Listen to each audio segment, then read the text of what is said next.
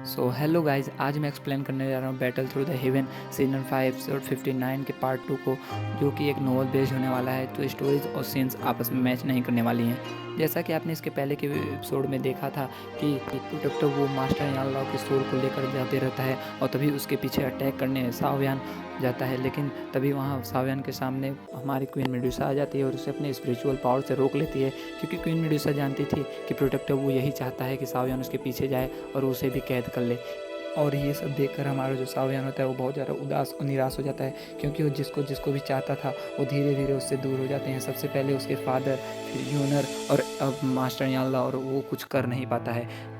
और ये सब देखकर हमारी जो क्वीन मेडुसा होती है वो भी इमोशनल हो जाती है और सावयान के पास आती है और उसे गले लगा लेती है और उसे समझाती है कि तुम्हें स्ट्रांग होना होगा, क्योंकि तुम्हारे फादर और तुम्हारे मास्टर को तुमसे बहुत उम्मीदें हैं और तुम्हारे फादर और मास्टर को केवल तुम ही बचा सकते हो। अगर तुम इस तरह से कमज़ोर पड़ोगे तो हॉल ऑफ सोल को हराना नामुमकिन हो जाएगा। और क्वीन मेडुसा की ये सभी बातें सुनकर सावयान अपने आप को संभालता है और उसे रियलाइज़ होता है कि ये सब जो भी घटित हो रहा है, उसके मास्टर का ये हॉल ऑफ सोल के द्वारा ले जाना, उसके फादर का गायब होना, ये सभी यूनलैंड सेक्ट की वजह से हो रहा है। इसलिए वो मुड़ता है और यूनलैंड सेक्ट के ऊपर चिल्लाता है कि मैं यूनलैंड सेक्ट के सभी डिसाइपल और सभी को मार डालूंगा, और यूनलैंड सेक्ट ने जो भी मेरे जी फैमिली के साथ किया है उसके बदले मैं यूनलैंड सेक्ट को जीमा एम्पायर से नामो निशान उसका मिटा दूंगा। सावयान को ये सब कहते हुए देखकर सभी लोग आश्चर्य में पड़ जाते हैं। वहीं यूनियन सावयान को समझाती है कि जो भी हुआ वो सब में हमारे मास्टर की गलती थी, लेकिन मासूम डिसाइबल की कोई गलती नहीं थी। लेकिन सावयान उसकी एक नहीं सुनता है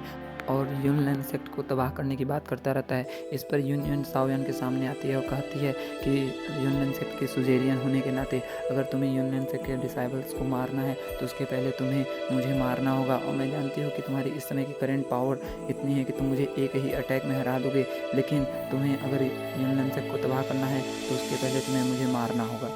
यूनियन को इस तरह से कहते हुए देखकर सावयान इमोशनल हो जाता है और उसे यूनियन के साथ बिताए हुए पल याद आने लगते हैं और वो अपने डिसीजन पर विचार करने लगता है। तभी आइस एम्पर उसके पास आते हैं और उसे समझाते हैं कि यूनियन सही कर रही है, जो भी हुआ उसमें दोस्त यूनसेन कहाँ था जो कि मारा गया, तो यूनियन सेक्ट के डिसाइपल्स को मारने का कोई फ़ायदा नहीं। इसे सुनकर सावयान अपने डिसीजन पे विचार करने लगता है कि तभी यूनियन के बगल से नालायान चिल्लाते हुए सावयान से कहती है कि तुम्हें यूनियन सेक्ट को तबाह करना है तो उसके पहले तुम्हें मेरी चुनौती स्वीकार करनी होगी। अगर तुम्हें हिम्मत है तो तुम मुझे हरा के दिखाओ।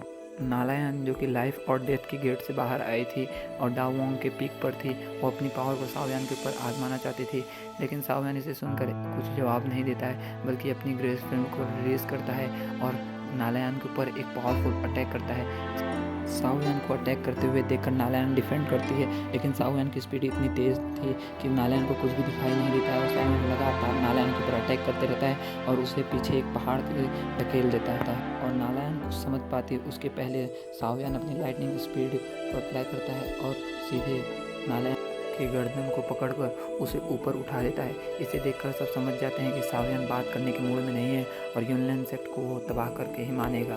वहीं यूनियन दूर खड़ी होकर उससे सावयान को चिल्लाती है कि तुम्हें ऐसा नहीं करना चाहिए। और इस पर सैंड एम्परर सावयान से कहते हैं, मास्टर सावयान, आपको दया दिखानी चाहिए।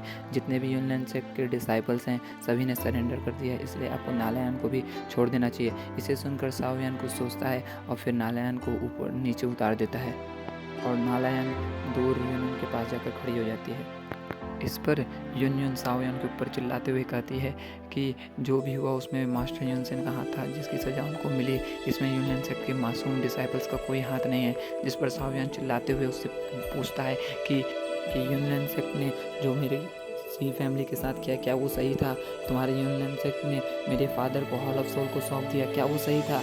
ऐसे ही सावयान यूनियन से पूछता रहता है और चिल्लाता रहता है, जिसे देखकर यूनियन केवल शांत होकर उसकी बात सुनती है और चारों तरफ सभी लोग शांति से सावयान की बातों को केवल सुनते रहते हैं। तभी आइस एम्परर आते हैं और सावयान को समझाते हैं कि जो भी हुआ उसमें यूनियन का और डिसाइपल्स का कोई गलती नहीं था, इसलिए तुम्हें इन्हें छोड़ देना चाहिए।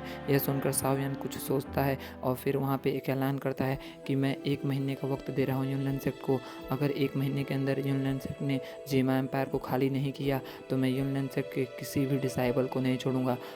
और यह कहकर सावयान वहाँ से चला जाता है और एपिसोड यहीं पे ख़त्म हो जाती है। अगर आपको हमारा एक्सप्लेनेशन अच्छा लगता है तो please like and subscribe our channel. दोस्तों, अपने भाई को सपोर्ट कीजिए। हमारा चैनल अभी बहुत डाउन पे है। Please support us. Thank you for watching.